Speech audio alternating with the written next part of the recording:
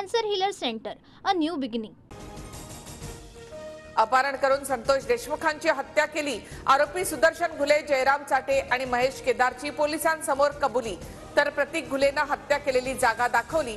झाडाझुडपात लपवलेले हत्यारही पोलिसांच्या ताब्यात.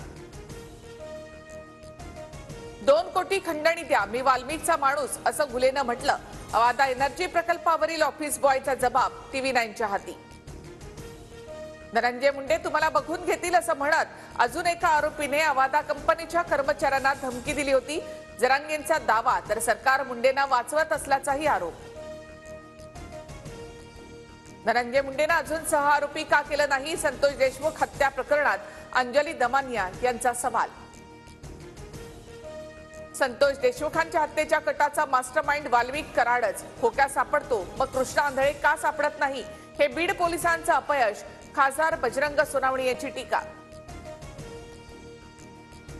आरोपींना फाशी दिल्यानंतर खरे समाधानी होऊ. 4 महिन्यानंतर त्यांनी हत्येची कबुली दिली असली तरी न्यायासाठी आम्ही संघर्ष केला. धनंजय देशमुखांची प्रतिक्रिया.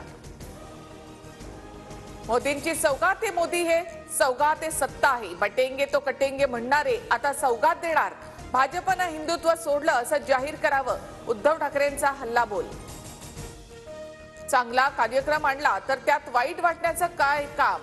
सर्व धर्म समभाव ही आपली परंपरा. उद्धव ठाकरेंच्या मोदींवरच्या टीकेनंतर अजित पवारांचं प्रत्युत्तर.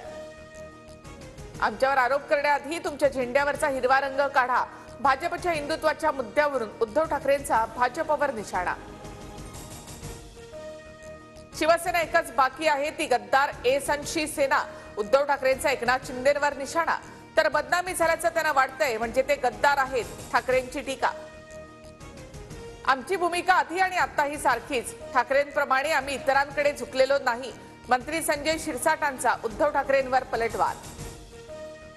मुख्यमंत्री सर्वांना सावरण्याचा प्रयत्न करतात, पण शिंदे फडणवीसांना छळतात की काय, असा प्रश्न पडलाय. उद्धव ठाकरेंचा खोचक टोला.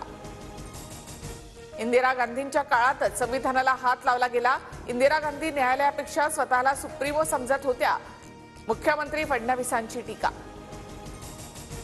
इच्छा नसताना पुरुष वैद्यकीय अधिकारी माझी वैद्यकीय चाचणी करायचे. स्वारगेट मधल्या पीडितेचे पुणे पोलिसांवर गंभीर आरोप.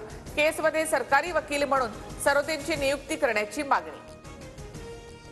पीडितेची बाजू कोणी मांडायची हा तिचा अधिकार. सरकारी वकील नियुक्तीच्या मागणीवर असीम सरोदे यांची प्रतिक्रिया. मनोधैर्य योजनेअंतर्गत तिला अद्यापही मदत नाही. प्रशासन काय करतंय? सरोदेंचा सवाल. वकिलांच्या मार्फत कुणाल कामरा खार पोलिसांच्या संपर्कात. सूत्रांची माहिती. कामराला 31 मार्चला जबाब नोंदवण्यासाठी हजर राहण्याचं दुसरं समन्स. रायगडावरील वाघ्या पुतळ्याचा पुतळा 1 मे पर्यंत हटवा, अन्यथा आम्ही स्वतः पुढाकार घेऊ. संभाजी ब्रिगेडचा सरकारला निर्वाणीचा इशारा. वाघ्याची अडचण की होळकरांनी निधी दिलाय याची अडचण. अहिल्यादेवी होळकर यांचे वंशज भूषणसिंह राजेंचा टोला. तर वाघ्या कुत्र्याच्या स्मारकावरून राजकारण करणारे शिवरायांच्या स्मारकाबाबत गप्प का? ठाकरेंचा सवाल. IPL मध्ये आज हैदराबादचं वादळ रोखण्याचं लखनौ समोर आव्हान. हैदराबादच्या तुफानी फलंदाजी समोर लखनौच्या कमकुवत गोलंदाजीचा कस लागणार. 7:30 वाजता सामना रंगणार. Cancer healer centre, a new beginning.